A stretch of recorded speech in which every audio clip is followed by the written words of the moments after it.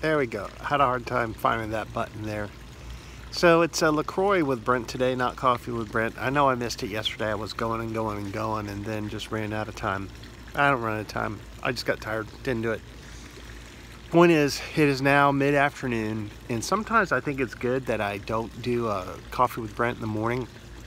Let me tell you why. So this morning in a devotional reading, doing that chronological Bible, I'm in the Gospels. That's the first 4 books of the New Testament. And if you don't know this, there's like 3 of the Gospels are really similar. Matthew, Mark, and Luke. They follow sort of a similar style.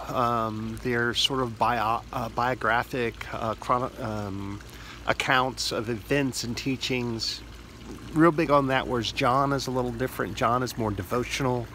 You know, John was written after Matthew, Mark, and Luke, so he's not trying to copy what Matthew, Mark, and Luke have done. He's trying to call attention to certain teachings and prayers that Jesus did. Still has some actions, miracles, events, and stuff. But I got to this section today. Here we are, October 9th. And there's one story, and there may be more, but there's one story that's in all 4 Gospels. And it's kind of surprised because most of them it's like, oh, they're in 2, they may only be in 1, it could be 2, maybe 3, but all 4 is very rare. And so the one that's very rare is that when Jesus feeds 5,000. Now, all right, you're going to have to, if you're a skeptic, you just got to set that aside for a moment, okay? I understand. But because I think there's a real great point to the story. And what happens is there's just a bunch of people. Like imagine a group of 50 people, all right? A crowd of 50 people. Now imagine 100 of those, and then make those crowds even bigger, because that's just counting the heads of the men that were there, all right? So that's the kind of crowd they had. And Jesus says to his disciples, hey, feed these people. Okay, that's a big crowd. They didn't have any money in the budget for it. They didn't have the logistics. They didn't have the supply chain for that.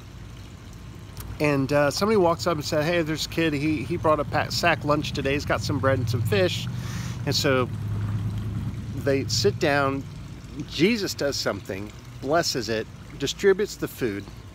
And after everybody's eaten enough, they come back and they pick up the leftovers. There's like 12 baskets of leftovers. All right, now here's what I take away from that. With our eyes and our vision in just our efforts, which I depend an awful lot on because, you know, I believe in personal responsibility and doing what we're supposed to do. Sometimes you're just not going to be able to see a way to the end. You know, you're not going to be able to see a way through the task that's in front of you. But once Jesus gets involved, God gets involved, it's another story. So I think I needed to hear that today because I had an encounter engagement with some folks. And, you know, it really highlighted the challenges for Terry and I as we're launching this business in a market that we haven't been in like over 20 years. And so it's not that there's resistance, just that people don't know us. And it could be easy for me to be discouraged. But I choose not to see things right now as though everything is completely and totally and utterly dependent just on what I can bring to the equation. I'm going to do my best and bring my best to the equation, but there's other factors at work, and I can't wait to see what the 12 basketful of leftovers look like. All right, hope that blesses you today. Hope you have a great weekend. Sorry it went on twice as long. I'm going to go back to doing some concepting. That's right, I'm concepting. I'm by a pool in October because it's blazing hot, and I'm concepting. So, talk to you later.